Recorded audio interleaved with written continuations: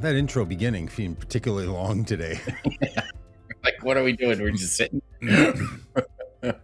Welcome to the Common Good Podcast, where we can't seem to figure out how not to have a opening song countdown happen, apparently. even though we run it. Hey, I live just a block from Minneapolis, so coming to you live from sightlines of Minneapolis. Rob squirreled away somewhere outside of Fayetteville, Arkansas. Rob, how's the icy weather there? Are you guys all iced in? Are you one of those places? We got I don't know, we got 8-10 inches of snow. Whimsy had 4 days off of school. Wow. Yesterday it was 60 degrees. Just ridiculous. It's wonderful. Because I live in Minneapolis, I've been out dealing with the ramifications of a federal hostile takeover of a great American city, living under siege here in the Twin Cities. I haven't been paying attention to other things as much as I wanted to, and I saw a friend's posting from Nashville, Andrew Moran, great musician, good friend, wonderful pastor. And she said, it was a photo of her with some people, and she said, day 4 of no power and being huddled in the house. And I was like, oh, that's right. Yeah. Those other things often are also happening. You know that feeling where you're just in the middle of something and it can feel like, not that I don't know other things are happening. I'm not that myopic, but you just aren't taking anything else in because what's coming at you right now is just top of mind. That is, that's been my week last. Yeah. So do you have a big Super Bowl prediction? Shelley, my wife, you know her, you've met her. I do know your wife. That's one of my favorite bits. She said to me last night, is the Super Bowl on Sunday? And I said, nah, I don't know. That's what I didn't even know. It is. Is it Sunday? Okay. Yeah. You got a big prediction? Yes. Yeah. There will be a winning team. Now, it's going to be the team wearing their home uniforms. Oh. That's my prediction. Okay. I was just hoping there that both teams don't get to wear their home uniforms, that one of them has to wear the visiting uniforms. Now, typically, how does that go? Typically one team is the home team and one team is the away team. And they wear typically one team will wear a white uniform and the other team will wear a colored uniform. Colored uniform, yeah. I think the team wearing the colored uniforms are going to win. Okay, I think those are typically away uniforms, but the colored uniforms are away. Maybe not. I don't know. Maybe it's different. I don't know.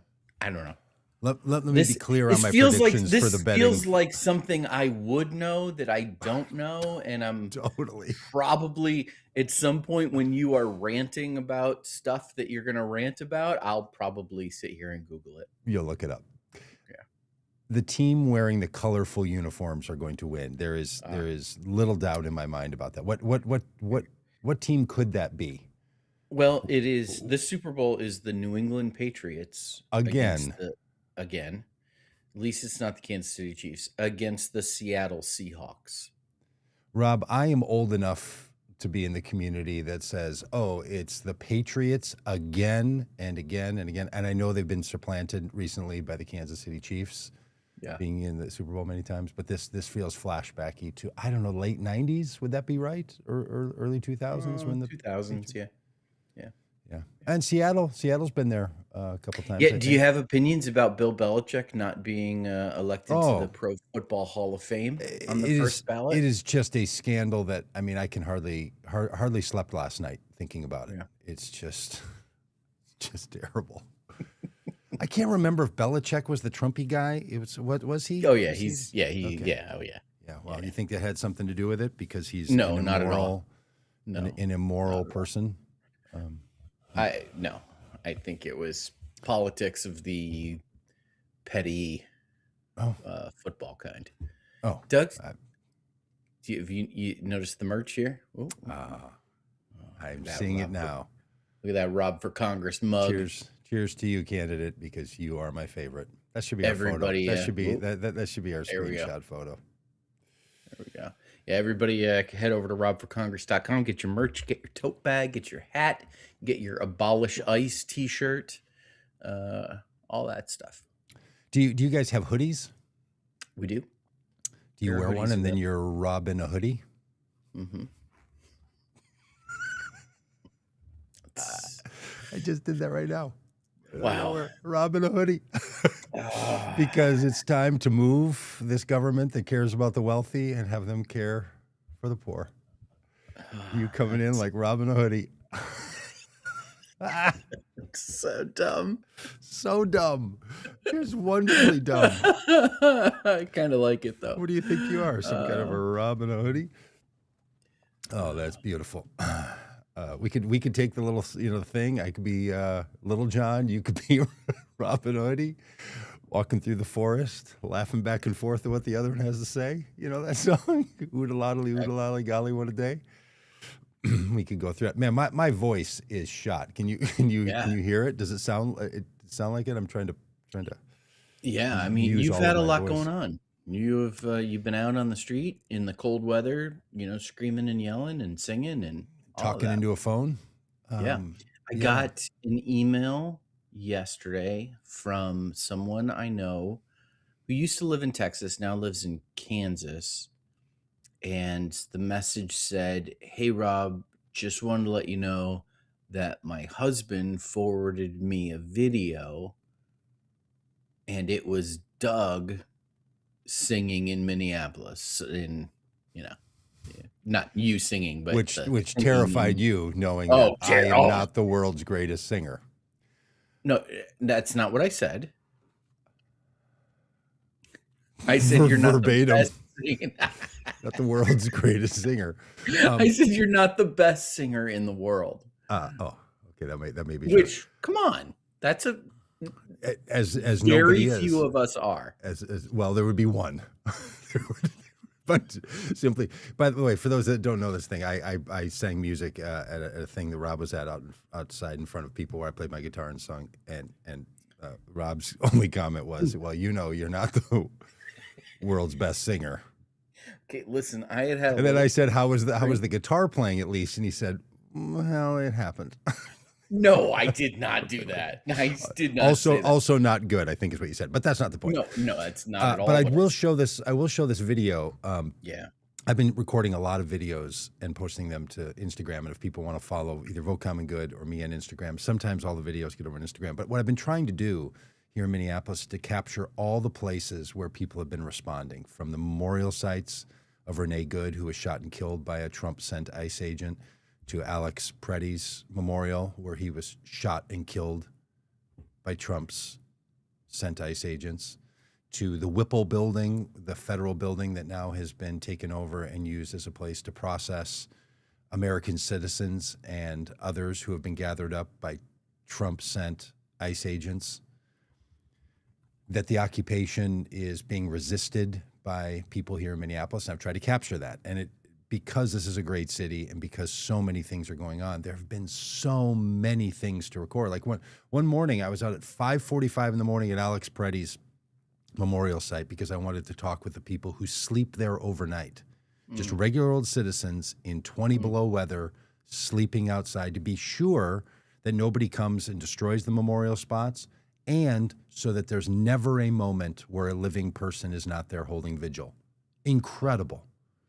So I went there at 5:45 in the morning, and then at 7:30 in the morning went over to the Whipple building, and there were faith leaders and community organizers and a bunch of union groups, and there were 1,000 people there raising their voice in protest. And then went downtown, and Bruce Springsteen came in town and shot a little video of his car driving by, and then there was a huge march that went on, and then I lost track. And then I don't know. The next day there were 2,000 people in a biking vigil because Alex Preddy was a big cyclist, and so I'm on my fat tire bike. A bunch of other people. There are thousands of us going on a 10-mile ride by the sites and out to the VA and coming back, and then later that day or the next day, then 1,000 more people or 2,000 people got together in a singing action. They sang in a church and warmed up, practiced. People taught them the songs. came outside, and this is a group that's here in Minneapolis that's recently formed called Singing Resistance. And if you're into any of this stuff, you should go. They now have a toolkit with the songs that they've written, the protest songs, and how people sing them and how to work. Go to Singing Resistance on Instagram, and you can download all their stuff. It's incredible. So anyway, I go around and I record all this stuff, and I just post Instagram videos like right while they're happening. Like I don't do them live because it's Instagram, but I record them quick, and then I upload, these 2 or 3 3-minute videos. And for some reason, this particular one has really sort of captured people. But like, I don't have a lot of Instagram followers, and our Vote Common Good doesn't really have all that. Like we're not using Instagram really, and we're not influencers. But like some of these videos are 300,000 views. There's one, I don't know, 30-second one of me just chopping ice at the memorial, trying to create a space, joining in other people, trying to create a space for people to get to the sidewalk and not have to walk on literally the ice. 350,000 people watch this thing. But then this video I'm going to show you now has 2.5 million views. Mm-hmm. It's just bonkers. And it has nothing to do with me. What it's an indicator of, people want to see what the resistance looks like, and they want some good news, and they want to get close. And I choose to just shoot them. I don't edit, I don't cut, I don't put other things over them. I don't go into my cap wing or whatever and do all the stuff that other people on Instagram do. I just like record them and talk and then post them. And all those Singing Resistance ones have a lot. But what we did was we left the church and then went to 2 hotels where ICE agents are being housed and stood outside and sang to them. The song, the one that kind of took off for whatever reason, is people outside of a Marriott, all of us outside of a Marriott singing, you can lay down your arms. The call that we had to the ICE agents was, it's time for you to quit your jobs. It's time for you to lay down your arms and join the rest of us. So it was pretty great. So I'll show you just a couple seconds of that. What do you think, Rob? Is that be all right? Because those things don't always get on this. Absolutely. This I think, I think that's great. So here it is. You think so, do you, fella? Well, I don't know. I don't know why that's not playing, Rob. Okay, I can't show it to you. Okay, I took a bite of my apple slice. You'll just have to imagine it, or go to wherever where you're watching this. If you're watching this on a Vote Common Good channel, you could likely see it, or elsewhere. I'm not sure why that video's not working. I don't know if I didn't upload a proper video to it. I don't know. Doug, what's the mood around Minneapolis right now? Yeah, that's a really good question, Rob. Look, the mood here is resilience, sadness, anger, and determination. Like, these are the things that the people of Minneapolis are taking extraordinarily seriously. Is that we know what threat we're under here. It is truly not theoretical. It is truly not an exaggeration to say that an American city is under threat of the federal government. They have tried to cut our funding that's owed to us for programs from the federal budget that was allocated by Congress. They've tried to cut housing funding, food funding. They've opened investigations against the governor of Minnesota and the mayor of Minneapolis. They have not opened investigations, the Justice Department, against ICE officials who shot and killed 2 Minnesota citizens. But they're prosecuting ICE agents. They have arrested journalists. Yeah. They have thugs that are roaming our streets, shooting pepper spray in people's faces. They are detaining American citizens at a 60% rate of all the people that they're detaining. They are just literally profiling people. So that is happening in our American cities. And you know who's not here? The Don't Tread on Me crowd? Yep. The libertarians. Where are all these? Here comes a rant, Rob, where you can go check that thing. Where are all the libertarians who've been saying for all of these years that what matters to them is their constitutional rights and freedom from the government? Freedom is not provided by the government. Where are those people? I've been out there. You know what I have not seen once? A "Don't Tread on Me" flag. You know how many Trump events I've been to and watched Trump supporters walk around with their "Don't Tread on Me" flags? You know, during COVID, we were doing a political event somewhere. This guy's from New Hampshire or Vermont, and he comes up and he's doing this thing on the street, and he's saying, I'm not going to wear one of those masks. The government can't tell me what to do, and blah, blah, blah. His little thing that he's shooting on Instagram ends. He walks over to his buddies, reaches in his pocket, and pulls out his COVID mask and puts it on. Somebody with him said, "Why are you putting your mask?" He goes, "I'm not going to get COVID over this." Yeah, because it's all cosplay. When the real moment comes, when real federal agents come into a city, start shutting down businesses and detaining American citizens, arresting journalists, prosecuting governors and mayors of cities, where are they? Nowhere to be found. Yeah. And Rob, you know I have been emboldened to be sure that Republicans don't maintain power at the federal level, and that has not worked in the last 4 years. They currently have control of all branches of the government, and I just want to say to anybody who is questioning at all whether the Democrats can earn their vote, whether they think, well, I don't like that particular candidate's view on this other thing. If you don't want to participate in our electoral process to be sure that people who want to give blessing to what the Trump administration is doing in our country right now, then feel free to sit it out. But my encouragement is please don't act like you're doing something heroic, because you are not. Sitting it out, saying I just can't possibly, because fair enough, you don't have to vote. Join the 1/3 of the country who doesn't participate. But for the love of all goodness, don't lecture the rest of us about your high moral standing.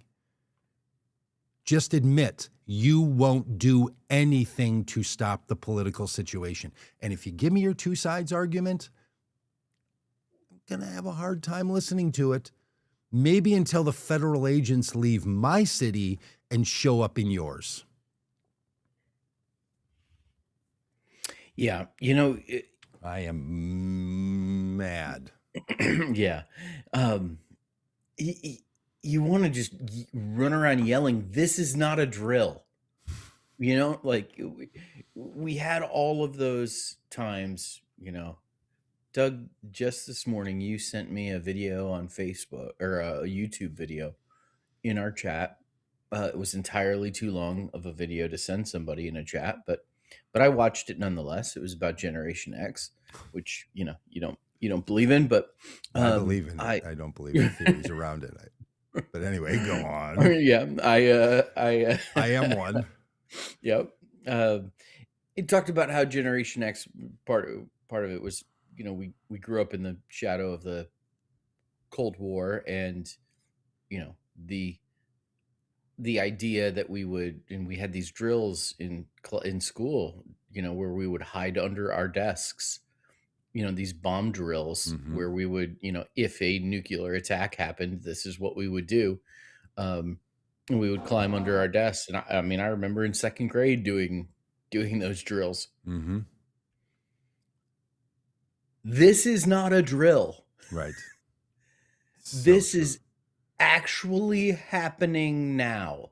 Yes. This is it's not Ren Fair cosplay.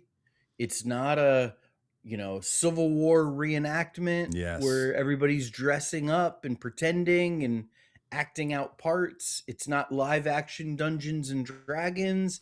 This is actually happening right now in a great American city. The federal government has that city under siege, is literally killing American citizens.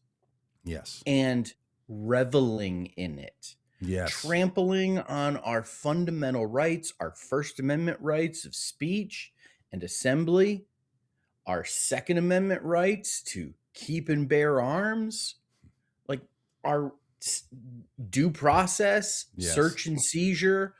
All of our rights as American citizens are under siege literally by the federal government in Yes. an American city at this moment. Yes. This is not a drill. Completely. It is live. It is happening. The revolution will be video recorded, because I've never understood what that whole protest thing was about. The the revolution will not be televised. I've never understood what they were talking about there. Perhaps you do. Yeah, you are exactly right. If you've wondered, could it ever happen? Is there ever a possibility that something of this sort could happen in the United States of America? The answer is an unequivocal. It is happening. Yeah. It is literally happening.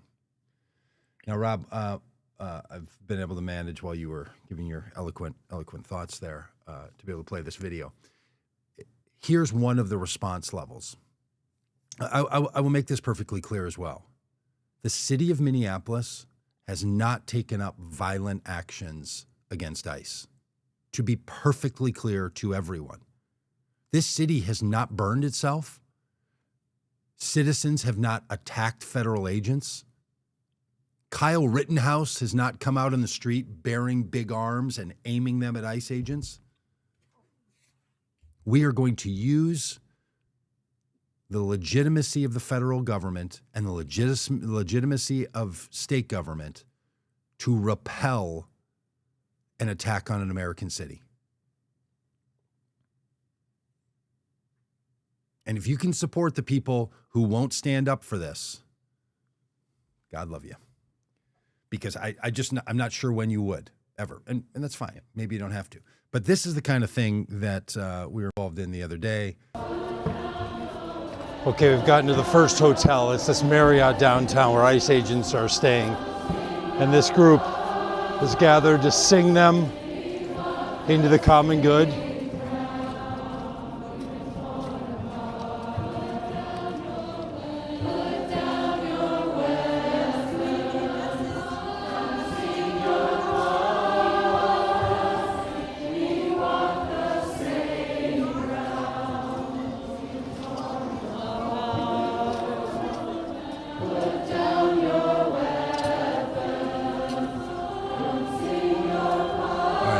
I won't make you watch the full 2 minutes of it, but that just goes on. And then we walked to another hotel and sang, "You can join us."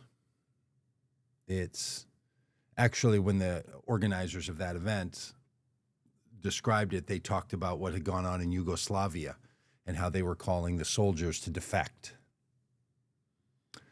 2 Fridays ago, there was a call in Minneapolis for a work shutdown and a march, and 50,000 people came out in frigid temperatures. Last Friday, there was a national call for a work shutdown. Tens of thousands of people marched here and around the country. The people who need to lead a work shutdown are ICE agents. All the so-called good ones, all the good Border Patrol, all the good CPB folks. When you watch an ICE agent shoot an American citizen in the back and then 2 people unload 10 rounds into his body, when you see an ICE agent shoot a woman 3 times and then call her an effing bitch, if that strikes you as problematic, ICE agents, federal employees, we shouldn't be quitting our jobs for the day. You should be quitting yours. It's unacceptable that these people just continue thinking, well, maybe we should bring in Tom Homan and he could sort of, fix it a little bit. Yeah. The whole project is fundamentally broken. Yeah. Yeah. I wanted to ask you about the impact of the arrival of Tom Homan. Have you seen any impact from that at all? It's a little unusual to me that he would be the one called in as the calming force in some way, because he feels like a total chaos agent in my mind. And he's the adult in the room now for these folks. Yes. Now, is it that he's going to rein things back, or is it that he's going to actually help them be more effective in doing what they're doing? Look, Operation Metro Surge, which is a little nickname that they've given to this horrible, like they're a military force. Like they're a military force with their little nicknames, has been a complete abject failure. They've not rounded up people that need to be deported. No, barely any. They captured up a little kid and his dad who doesn't have a deportation order, sent them to Texas, got sued, and had to send him back. Yep. They're advertising how they captured these two guys on the street that the the Minneapolis police couldn't hold. And then the Department of Corrections does a press conference and then launches a website, the Minnesota Department of Corrections, a website specifically geared to counter the lies coming from DHS and from ICE. So they say in a press conference and then on the website, and you can watch the video, where the director of detention says, they're saying that this person who had this assault crime, they found him on the street.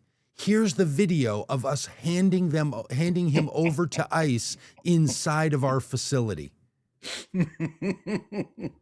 So if people say to you, why it's almost as if we can't trust this government to tell us the truth. And Rob, just consider this. Just consider this for a moment. This fundamental argument that all of these people make. Why do you want to protect the pedophiles? Why do you want to protect the abusers? Why do you want to protect these criminals? Let me ask you this. How does ICE know that there's a criminal here? How do they know a crime took place? You think ICE is snooping around like frickin' Columbo, solving cases? They are not. They are looking at data from the state of Minnesota, corresponding that to names and seeing if there can be a deportation order, which means the person is already been dealt with by corrections in the state of Minnesota. Yes. One more rant here. Then just outside of the city of Minneapolis, there was a person held in detention that ICE wanted, a person who committed crimes and should be deported. They called ICE multiple times over a week to come and get him. ICE never came. The Department of Corrections said, we have no legal authority to hold the person. He has served his time. You need to come get him. What else are we going to do? So ICE is taking credit for cleaning up the streets by actually taking somebody from Minnesota custody and putting him into the deportation process, and another person they never even came and got, and the guy disappeared. So this whole these are the people they're bragging about. There is no criminal that they have gathered up that needed to be taken out of Minnesota that Department of Corrections didn't already have their hands on. We have a system in the United States of America to handle when someone commits a crime. And just a reminder to everybody, overstaying your visa is not a criminal offense. It's a civil violation. It's not a crime. Yes. When someone commits a crime, is a criminal, we have a system that includes local police, county sheriffs, state troopers, investigators, even the FBI. Yes. There is a process of arrest, arraignment, indictment, a trial by jury, a conviction, appeals processes, punishment that is not cruel and unusual. We have a process to deal with criminals. This idea that our streets are somehow overrun with lawlessness is simply not true. It's just not true. We don't need extra police presence beyond what our system already is. You know, we've got a system. It is flawed for sure. It makes mistakes, absolutely. But we have a system. We don't need to layer on a whole nother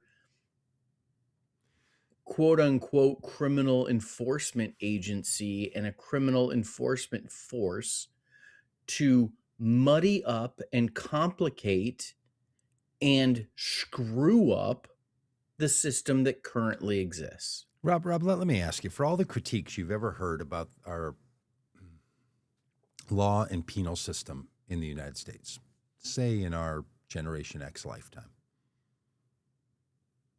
has it ever been that we don't convict enough people? Have you ever heard someone say, you know, the problem here is that we're arresting and prosecuting not nearly enough? Yeah, no, every critique is we're arresting the wrong people. Trump supporters, do you think maybe they arrested the wrong guy and convicted the wrong guy of the 34 felony convictions of Donald Trump? The argument, we need to put billions of dollars into another force to come into American cities in a flashbang and gather up all the criminals just standing around warming their hands by the fire with their little stogies in their mouths like it's somehow some fiction of the 1930s. We don't have a lawlessness problem in the United States. And if you do that thing, any of you, where you suggest that someone having a incompliant visa process, do you know what the punishment in the United States of America is for coming in the country without documentation or overstaying a visa? The way the law is written. Do you know what the punishment is for that? Statutory punishment. Deportation. Can't put anybody in jail. You can't even hold them in detention the way they're doing it. You can argue that America would be better if it was lawless, but you cannot argue for law and order and then bless what this administration is doing time and time and time and time again. The two things are in direct conflict with each other. Yep. Okay, many more things to talk about on this front. Do you want to talk about a shocking Democratic win in a special election in a Texas state Senate race? Or do you want to talk about the Epstein files full of all kinds of people, including Bill Gates, Elon Musk, are named in the Epstein files? You know who else is named in the Epstein files? Jon Stewart.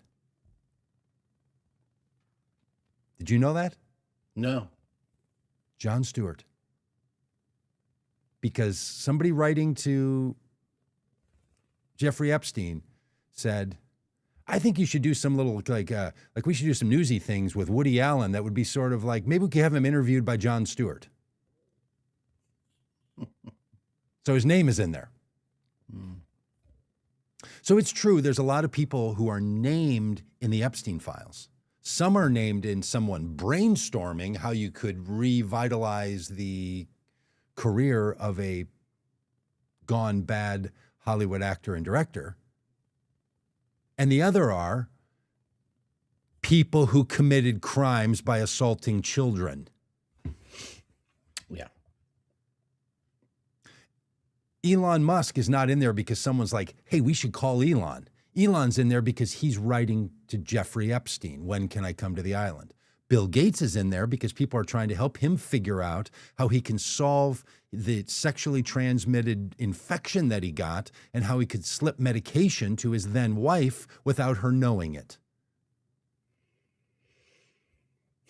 So if you think this is all just political stuff because everybody wants to get Trump, no, we want to get Trump because he's the president of the United States and he was caught up for decades with an active pedophile ring.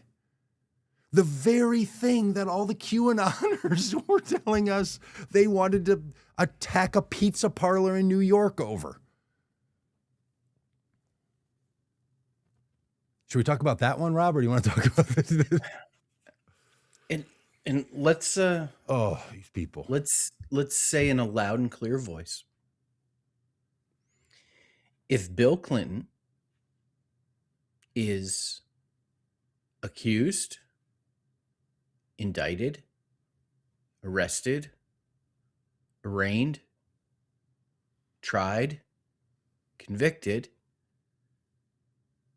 he should face the full weight of the United States justice system in punishing him for those crimes.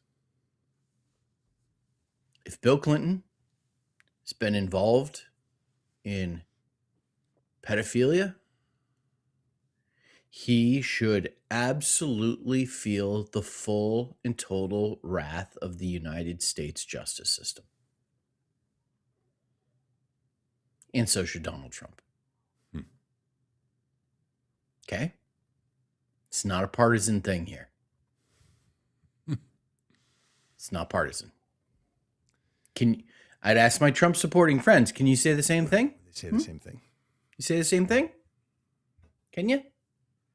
You know, there's this rhetorical argument thing that I use with people where I'll say, if it were true, would it bother you? Right.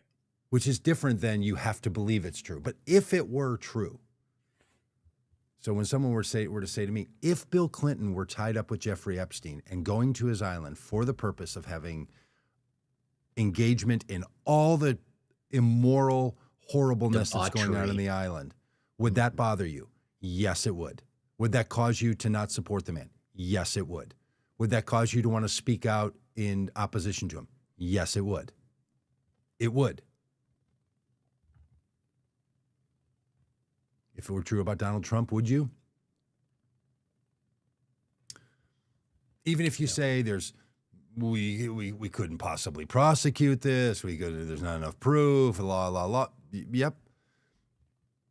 But if you read things that you determined were true, because if you determine they're not true, then somehow a convicted pedophile and his cohort, who were arrested and charged, and one is in prison and the other killed himself, somehow got a whole bunch of people for decades around them to lie in personal emails being sent back and forth. For what reason? What reason would Bill Gates or Donald Trump, or as Yabbits puts in the comments, people writing about Vladimir Putin meeting people in Moscow, why would they be just lying about all that to each other for decades in some big grand cover-up? Or we're now seeing the actual communication of these people, and they've done horrible things, from Bill Gates to the president of Harvard. I don't care. It actually, Rob, actually sickens me. I don't care what they were doing on the island. The fact that all these people are palling around and going anywhere together and doing all this stuff, let alone the fact that it's so debased, horrible, sexual perversions. Melinda Gates said this morning in an interview with NPR, there was a reckoning about her own husband. Like, she's like, I had to get out of all that, and I did. And I don't know if you've watched that interview, but wow. And she's just like, look, he's got to answer for himself. There was a reckoning happening. All of these people have been up to this stuff, and it's all coming out now.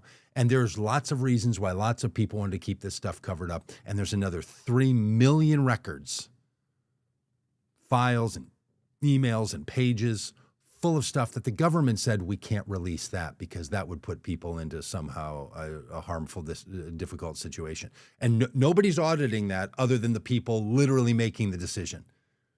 The only people auditing what they're not releasing, the federal government, are people who work for Donald Trump. And I want to make a distinction too, that, when we when we hear different things that are mentioned, they're in the Epstein files. In the files contain different types of information, different types of communication.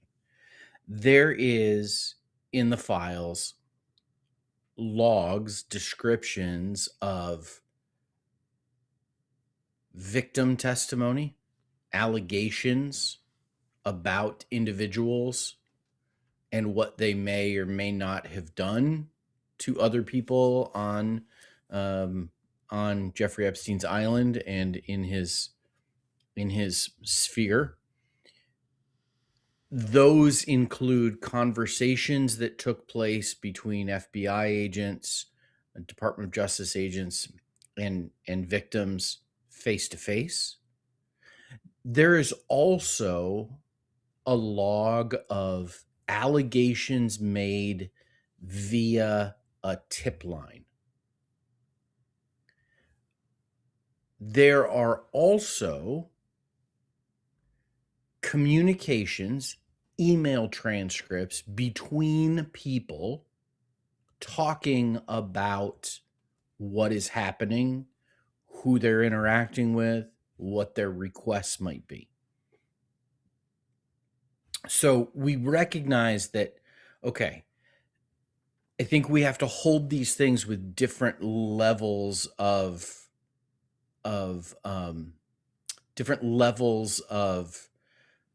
trustworthiness. The least trustworthy information would be stuff that's being called in on an anonymous tip line. Mm-hmm. Because those things may be true, or it may be people wanting to extract some kind of political revenge on their opponents. Sure. And so they can call the tip line and say whatever they want. And now that person is in the Epstein files. Okay. So we say, okay, the stuff that's from the tip line, well, let's practice a lot of suspended judgment with this stuff. The stuff that's coming directly from victims, well, that you take with a whole lot less of a grain of salt. Because these are people who have telling their personal experiences. There's going to be need to corroborate, investigate, understand, and as you would in any investigation. But that's going to be much more reliable. And then you have the category of friends talking with friends about stuff in what they believe at the time were private conversations. The likelihood, now you ask yourself, where are the lies going to be?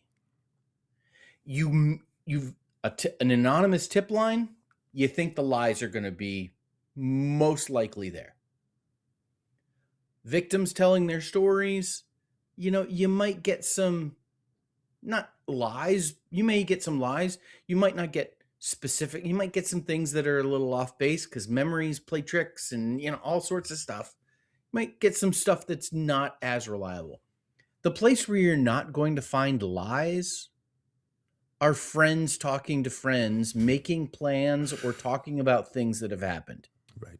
When Jeffrey Epstein sends an email to his friend Steve Bannon about their mutual friend Donald Trump, I think you can probably expect that communication is going to reflect something very true. At least those two people believe that what they were exchanging in that email exchange was truthful and accurate because they never expected anyone else to read it. Why would Jeffrey Epstein lie to Steve Bannon about the things about Donald Trump? He wouldn't. When Jeffrey Epstein emails Steve Bannon about how Donald Trump is wandering around his house in his underwear,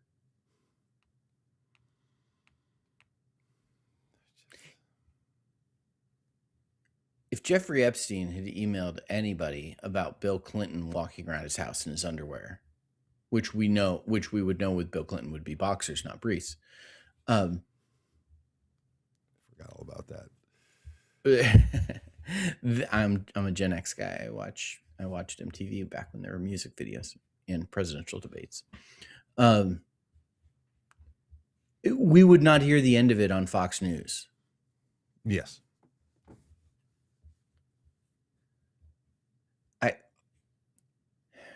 Why is Donald Trump wandering around Jeffrey Epstein's house in his underwear? And why is Jeffrey Epstein telling Steve Bannon that Donald Trump is wandering around his house in his underwear? Because they're laughing at him. Because he's a buffoon. Yes. And because he walked around Jeffrey Epstein's house in his underwear. May or may not bother you. And I don't say that facetiously.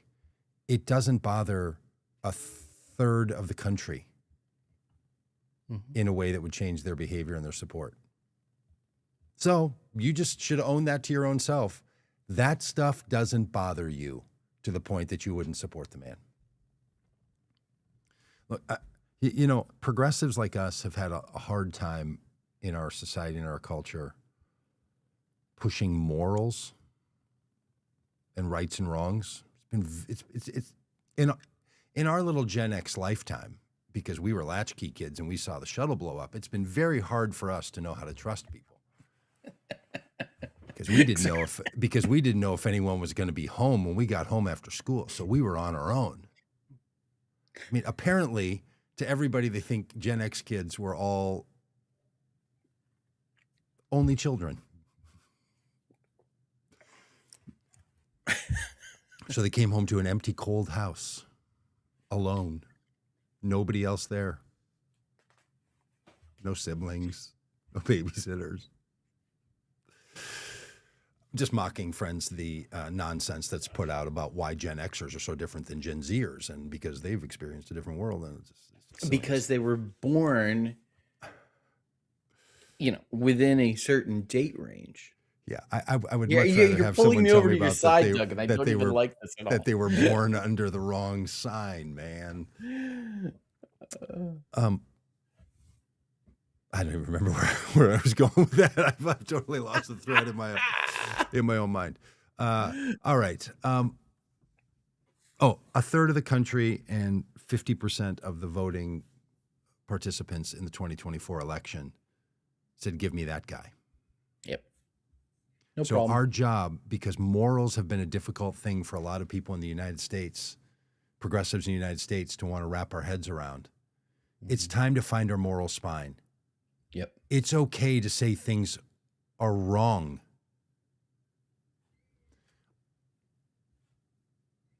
Maybe not have we made statute, laws about what's wrong, and we're going to punish certain wrongdoing. We don't make criminal every moral failure. Something being good, something being bad, something being right, something being wrong is not the same as something being illegal and something being legal. We have a whole separate category for the things that we're going to use the power of our state, county, and federal governments to make criminal and to punish people for them. But you can lie to people. You can be in a relationship that sexually exploits another person. You can cheat on your wife. You can get a sexually transmitted disease and then try to sneak medication into your wife so she doesn't find you out by her contracting the disease. You can walk around in your underwear and stand with 15 and 16-year-old girls. It's not illegal. It's immoral. It's wrong. And if you all want to reach the point, any of us, where the only thing we're going to care about is, did a group of lawmakers get together and make it illegal?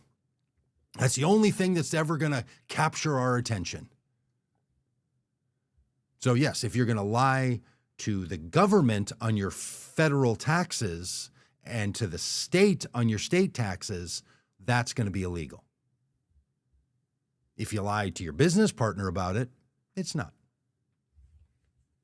So Donald Trump is convicted 34 times for the felonies that he committed. And his moral wrongs, endless. Endless. And when he takes that lack of moral life and implements it by saying to ICE agents, in response to a question from a reporter, do you think ICE has gone too far in Chicago by tackling mothers and throwing them to the ground, setting off smoke bomb canisters in suburban neighborhoods, and taking citizens of the United States into custody? Yep. His answer was, I don't think they've gone far enough. And a month later, they're unloading their pistols into the back of a man on the street in Minneapolis. Is he criminally responsible? Nope, because he's the president. Is he morally culpable? Yes. So at some point, we have to reach some kind of conversation in a pluralistic society where there's things that are right and there's things that are wrong. Now, do we want to put all of those into statute? Do we want to put pressure on somebody that the federal government's going to come around and be the moral police? No, even though some people want to make sure that they're going to really lock down who's using what bathroom. But short of the laws being created, there has to be something that causes us to say to each other, this is wrong.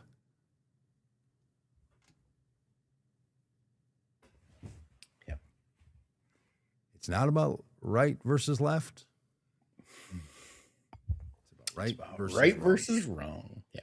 And if you want to prevent immoral, unethical actions from being put into the government's hands and enforced with the threat of violence from the government, Republicans cannot be trusted with our federal government any longer. Yeah. I mean, I had a friend last night. He's like, man, you are so hardwired into the Democrats. You just think of the Democrats. I'm like, I am fundamentally committed to making sure that Republicans do not have the power to inflict on anyone what they're inflicting on this country currently and on this city. That's my commitment. And if you think there's somebody else we could vote for that could stop Republicans, there's not. Yeah. There is a single choice, one choice. Yep. Doug, let me rapid fire some news stories at you to get your reaction, get your thoughts. Ilhan Omar squirted with apple cider vinegar by a man at a press conference. Was that what it was? I think so. Okay. I didn't hear. I just saw that she was squirted with something. I saw the video, but I didn't hear what it was. Apple cider vinegar. Clearly done as a threat, clearly done to destabilize her, clearly done to attack her, no matter what it is. Designed to make her back down. I was so proud of her that she didn't. That she even said to her own staff, I'm not leaving. This guy's not going to win. I'm not leaving the room. Get him out of the room. That bit. Yeah. Rob, I don't know if you know, but Ilhan Omar is from the country of Somalia. Mm-hmm. There's many Somali people in Minneapolis and the Twin Cities area. Mm-hmm. They're a robust part of our community, have been for 20 years. Second and third generations of people here now. I was standing down at the Alex Peretti Memorial, and there were a group of Somali women who were making little sandwiches for us, little deep fried sandwiches, drinks. They were handing them out to us. We said, are you a restaurant? They said, no, we all just know how to make this. We have this business over here. And I'm looking in the eyes of an older woman, must have been in her 60s, maybe older. I said to her, how are you doing? She said, I come from Somalia. we know what to do. Mm. Looked over at her daughter. You can watch some of the videos of them giving us the food. Yeah. Hijab on, these bright, clear eyes. Oh, she said, "Oh, we're out here," waving at the camera. "We want people to see us. We are showing our faces. Come and get us, ICE." The Somali community here that so many of the Trump supporters want to denigrate and say that they're criminals because Muslims lie, all the just vitriolic cultural hatred. Yeah, have you ever met one? Yeah. You know how tough they are? You think you could live in a country that's struggled the way Somalia has, survive, go live in a refugee camp for a dozen years, and then come into Minnesota, a place you don't know and a language you don't speak, and build a family? And then do you think you'd be standing out there with your adult daughter, serving food and hot drinks and smiling and singing and cheering on the resistance to another country's government that's attacking you? And you think you all are tough? These people are incredible. We have very good friends that we helped in a family support group when they came here to support their family, a circle that was put together during the Biden administration to support Afghan refugees, because the federal government was defunded from helping those refugees under Trump's first administration. So there was no money to help them when they had to get out of Afghanistan. So a bunch of people had to form circles. And one of the circles we formed is with a family that came. One of the people who came then from Afghanistan, just she got here 4 years ago, has now completed her law degree and now is an immigration lawyer supporting the same people. And I was talking to her the other day, looking her in the eyes, and I said, "How's this feeling to you?" And she said,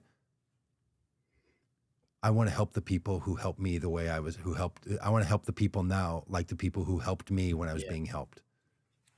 Okay. And I said, "I feel like we're trying to be Afghanistan tough." And she said, "I don't think you ever will be." Because you want to talk about religious trauma? Yeah. People that lived under the Taliban, literally at the airport when things were collapsing, had to run around and get out of there and get into cars and drive into Jordan and duck around and live in a refugee camp. And now she's a lawyer here. I talked to her brother, Sami, and Sami's standing there and he's like full of joy. And I said, "Sami, you doing okay?" He goes, "We know how to live with this." Like, we are taking our hints about this attack from people from Somalia and Afghanistan. So when somebody wants to say Ilhan Omar doesn't know how to be the kind,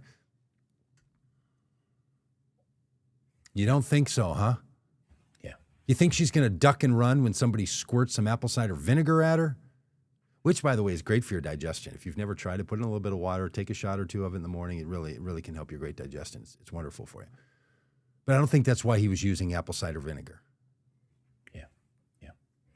Okay. It is exhausting to watch the cosplay folks in America act like they're the tough ones and they're going to protect our government from these people that are trying to steal from us. Ilhan Omar squaring up is one of the greatest things to watch. Yeah. Yeah. I would, there have been times where, Donald Trump has been, there've been loud noises, there's been bangs, there's been things that have caused him to flinch and react.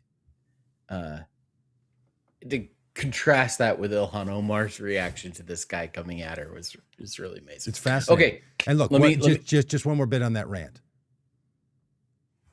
You want to come to Minneapolis and see how many immigrants from Central America, South America, Somalia, Afghanistan have started businesses and are thriving? You want to talk about how hard it is to start a business? Have you? Can you imagine going to a place where you don't speak the language and then you were successful enough to run a business? And what you want to focus on is some of the people who got caught up in a healthcare fraud scam led by a Minnesotan born here white woman? So tell me about how you're the free enterprise people and you're the ones that'll figure out how to do this. Come stare these people in the face. Come have a meal with them. Come exchange stories about what it's been like and what made you so tough that you figured out the meaning of liberty. Yeah, tell us all that, how tough you are. and how much liberty means to you. Because I want to hear the time when you fled a nation where your liberties were taken. You risked your life. You protected other people. You lived in a refugee camp. You came to a country that's not your home, that didn't speak the language, and you made a business, and you're out on the streets defending other people. I want to hear that story from all the rest of you that are standing here saying, get them out of our country, revoke their temporary protective status. Doug, I don't think you know what, like lightning round, like, do you know what that means? Yeah, you know what lightning round means? Means lightning strikes and then you're on fire. That's what it means. I love it. Okay. On Dan Bongino, his podcast, now that he's no longer, on the government dole, Donald Trump said this, and I quote, "The Republicans should say, we want to take over. We should take over the voting in at least 15 places. The Republicans ought to nationalize the voting." Donald Trump is a ridiculous man that says ridiculous things.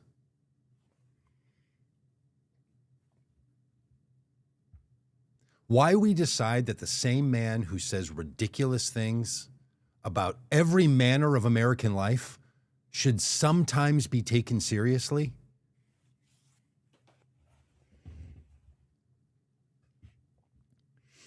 The man is trolling and nonsense gibbering. Okay. You know what you can't do? Federalize local elections. We should all just say, ignore the man when he talks like that and spend time when he's sending agents. And if he wants to spend his time going through the votes from 2020 in Fulton County, Georgia, because he believes that the Italian government and the Chinese governments were funded by Barack Obama to steal satellite data, have at it, old man. Have at it. I hope he spends the rest of his days in office trying to figure out how Republicans can take over and nationalize local elections against the Constitution. Would love for him to spend his time doing that. Is that short enough? Yeah. Doug, egg on our face here. Amazon MGM Studios Melania, directed by Brett Ratner, opened on January 30th in 1,800 theaters to $7.1 million, the biggest debut for a non-concert documentary in over a decade, with 600,000 admissions and a solid $4,000 per theater average. The Melania documentary had a strong U.S. debut, Doug. 600,000 people chose to go see her film. 74 million people voted for Donald Trump. Rob, can you do some quick math? What percentage of 74 million is 650,000? Yeah, people like Donald Trump. You know what they do? They admire the guy. They idolize the guy. They love his wife. They want to go. Now, I don't know a business proposition that spends $45 million to acquire the rights and $35 million to produce. So an $80 million budget for a documentary that spans all of 20 days and then earns out $7 million in theater revenues opening week. They better hope for a really big streaming audience. Well, the streamer already paid for it. Amazon's yeah. Well, they better hope that they're going to either build or keep paying customers or keep paying customers at Netflix. But look, well, it's not Netflix, it's Amazon Prime. Thank you. If you are someone like me that sees Donald Trump clearly for who he is, none of this makes any sense.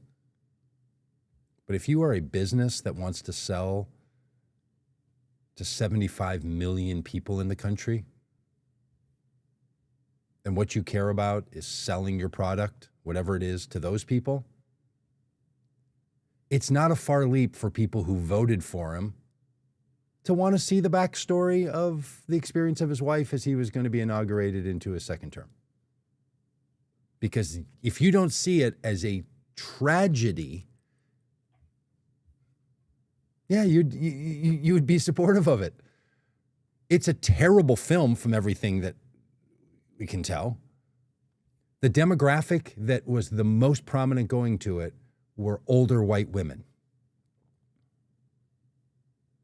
The biggest group of support for Donald Trump in this country comes from women, especially older white women. So they made a story about an older white woman to connect with the audience that supports Trump. Yeah.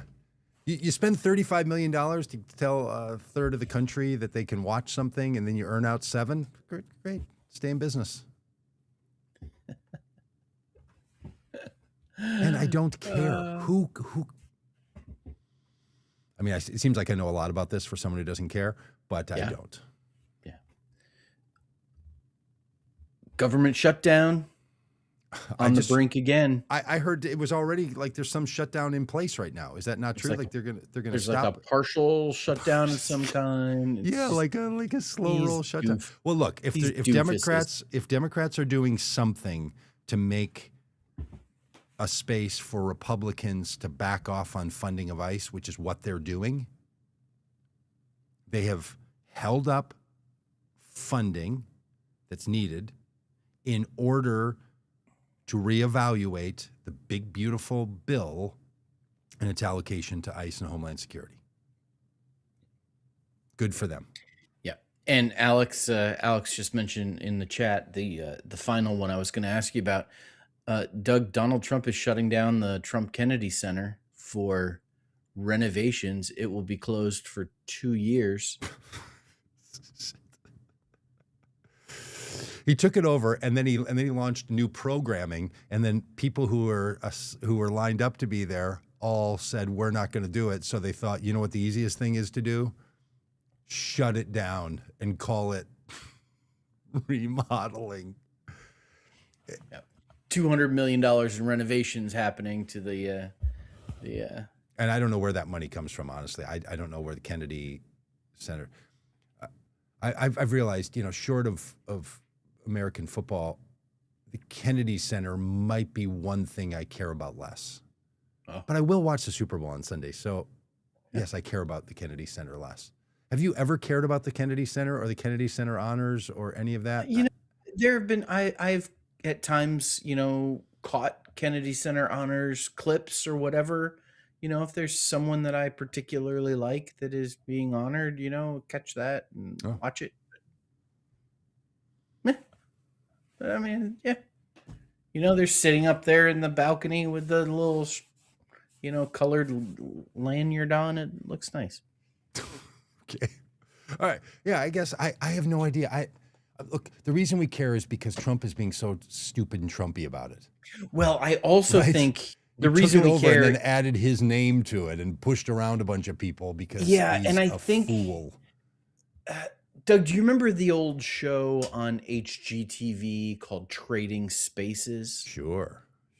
Trading Spaces would be where neighbors would have their friends remodel their house, redecorate some room in their house, with the help of a designer for a couple of days, and then there would be the reveal of how the room turned out. And I remember there was always one designer that nobody wanted to get. Oh. You liked if that designer was working with you to redecorate your friend's house, but you did not want that designer to redecorate your house. Because she would do crazy things like glue hay to the wall. Oh, what? You can see where the tension plot in that show was how that was designed. And We have seen how Donald Trump has remodeled the Oval Office. Do we really want him to be the designer who's going to remodel the Kennedy Center? What is it going to look like when he's done? Is it going to be just like painted in gilded gold everywhere? Like, Well, apparently Peggy, who knows something about this, is saying that the Kennedy Center is a big deal to artists and musicians in theater and dance. So maybe Donald Trump is going to make it even more theater and dancey in a Mar-a-Lago kind of, filled lip way. Was it Hildy? Hildy Training what? Spaces. Hildy. Hildy. Oh, Hildy. Hildy was the designer you did not want on Trading Spaces. Donald Trump is the designer we do not want in the Oval Office or the Kennedy Center or the East Wing or anywhere else. Well, I just want to agree with Marathon Magana 9644 that the reason more people aren't watching us is this must be part of a demonic plan to keep people away from. Yeah, somebody got upset with us. Somebody got upset with us in the chat today. No. Hey, I appreciate. I think we're going to shift into we should probably shift into. No, let's talk a little bit about Texas. Texas hey, race. Big win. Just for big win.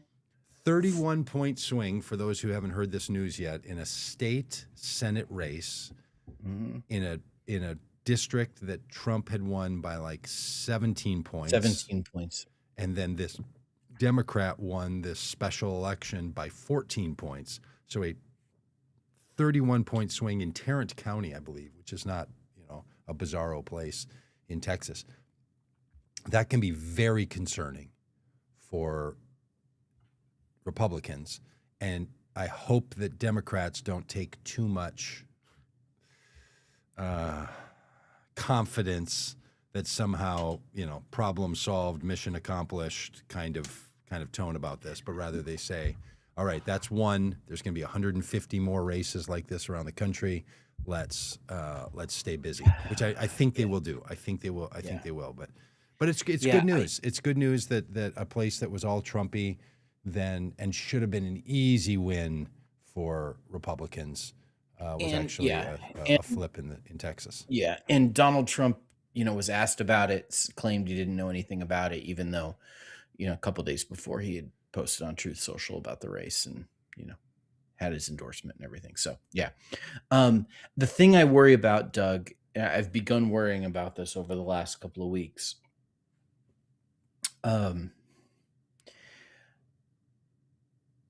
Often in American culture, there is a backlash to the backlash.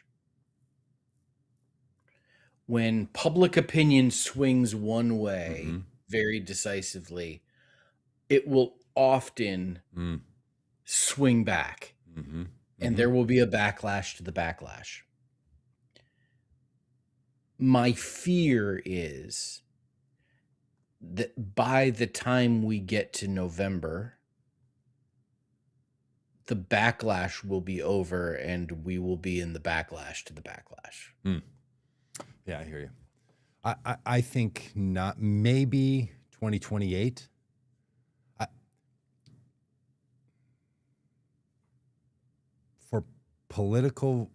For people who change their political opinions, as we know, everyone's on their different time schedule.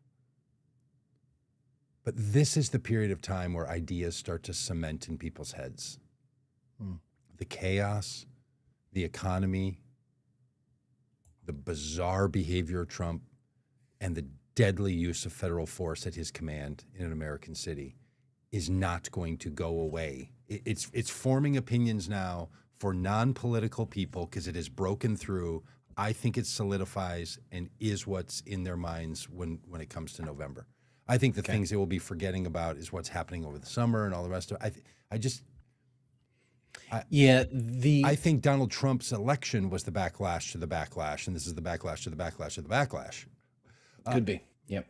Because it's like tides in brackish water, like it's coming in and out, and this is the period of time where things get locked.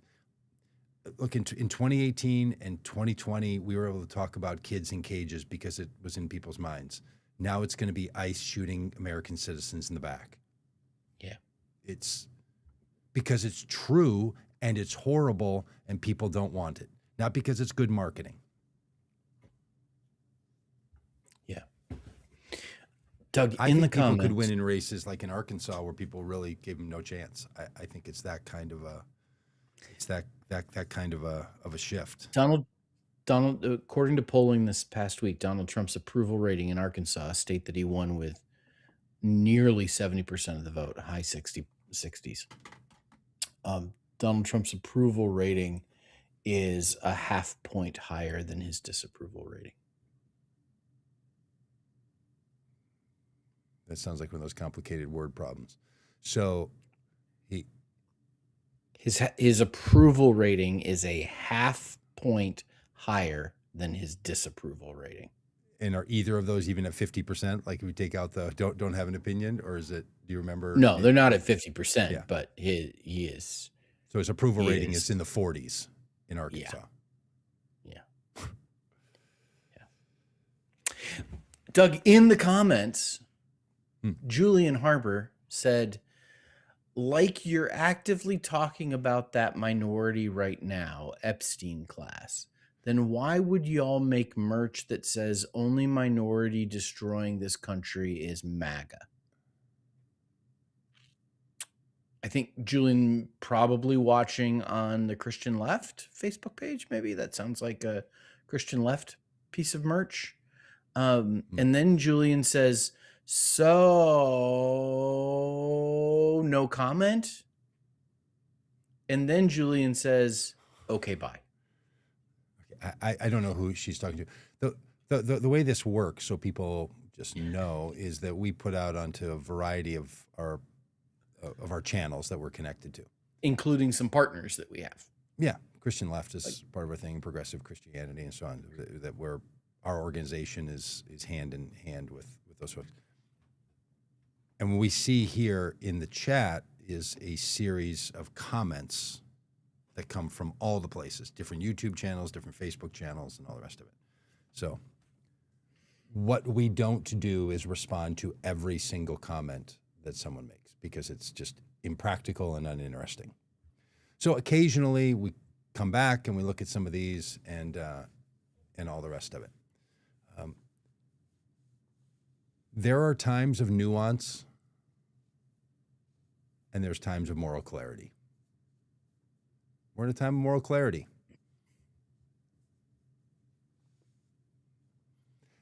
That's destabilizing for people who really want there to be some both sidesism nuance.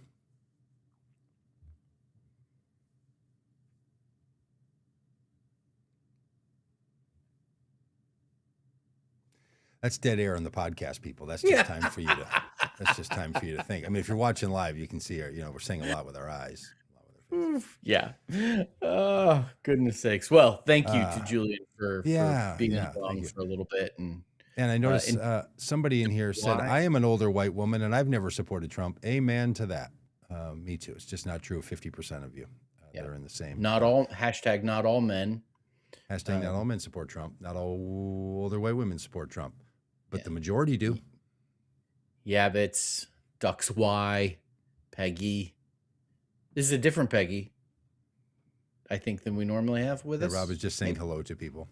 I'm saying hi to people. Yeah. Alex, Dave. Hey, Dave. Mary. Thanks for being with us.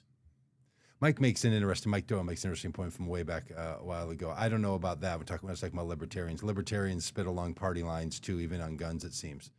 Yeah, they do. And you know who I haven't seen? Any of the lines. It'd be great to have any of them. Yeah. Anybody checked into the Libertarian Party recently and see if they put out a statement or anything? I don't know. I just know there's a lot of people around that are proud to tell us how they're above the system. Yeah. Jim, Joy, Michael, loving life always, 8361. Oh, is Love and Life here? Sorry, I didn't say. Was earlier. Kenny, Ed was with us. Lisa was with us. Thank you so much for watching. Hey, one more comment. Alex makes this great comment. I love the idea of peaceful group singing protests. Yeah, I do too. The point of it is that we believe that style is more disruptive. Mm-hmm. I think is what Alex means too. We're not being peaceful to maintain the status quo. We're using peace as a tactic to bring about change. Yes. Do you know what's interesting to all the people who say, hey, protesters, remain peaceful? Rarely do they also say, hey, federal agents with guns, remain peaceful. They say things like, boy, if you don't follow their orders, comply or die. But protesters stay peaceful. How about government officials imbued with the authority and the weapons given to you by our government, by our people? You should remain peaceful. Yeah. And if you don't know how to determine a threat versus an irritant, you should put down your weapons. Yeah. Everything we say should apply to the rest of us. We should go out and set down our jobs, so we should go out and protest. All should be applied to the people causing the problem. Don't tell us to be peaceful if you're not willing to be peaceful. Like, I do think we should be peaceful, and so should you.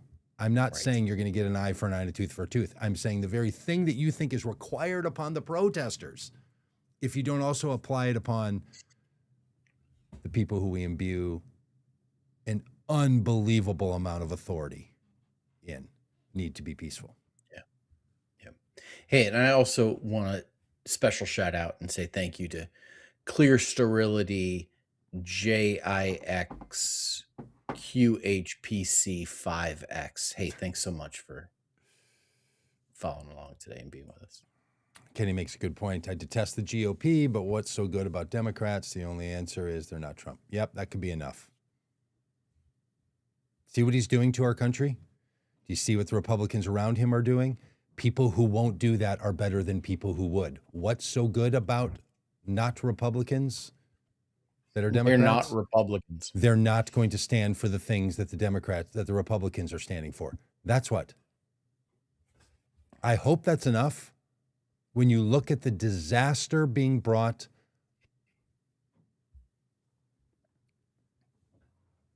not everything should be compared to perfection or goodness or ultimate desire.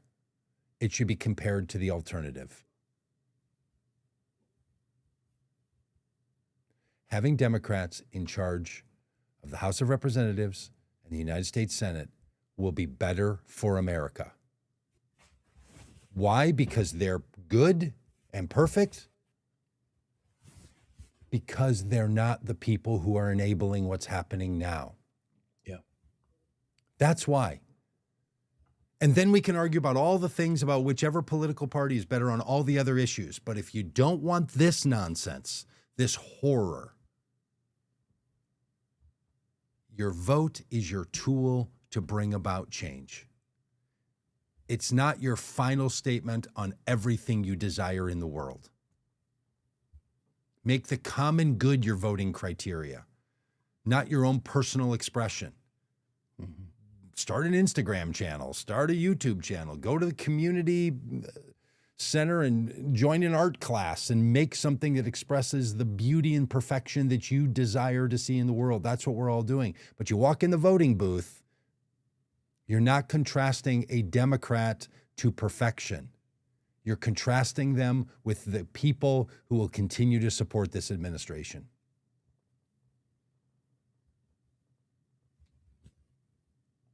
It doesn't make voting sound all that wonderful, but it's not supposed to be. Look, voting, truthfully, is one of the lower levels of civic engagement.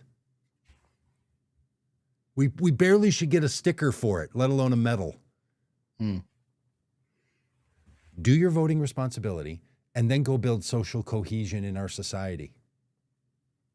Because that do you know why Minneapolis was able to repel this ICE thing and able to stand up against this kind of an onslaught and didn't buckle our knees? Not because our political leaders, because there was enough social cohesion here that we knew how to stand together.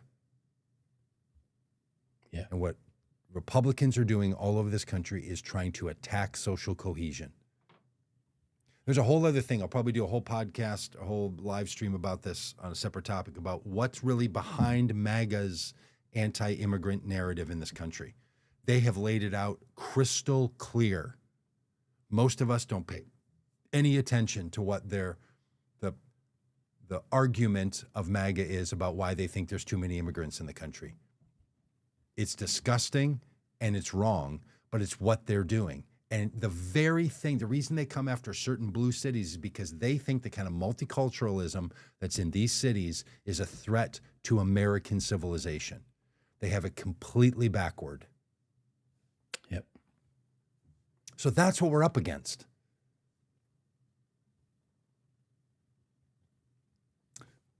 We should argue, and people that are our representatives should go to Congress, as Robb will, and then they should work out all the other details that we want to argue about all the other things. But at some point, fundamental liberties should be on your list of what you're voting about. Or you could say, would I make more money, or would I have more change back from the dozen eggs and a $5 bill? That's an option, completely. None of you want, of course, none of us want that option. Not going to sell the American dream for a promise of cheaper eggs, right? Right? I don't know. He might. I don't know. Would you sell your birthright for a bowl of porridge? Wow. See what Robb just did there is he took us back into the Jewish text that has a whole story of warning about someone selling away their birthright, their blessing, their place in a beloved community for a bowl of porridge. Why is that around?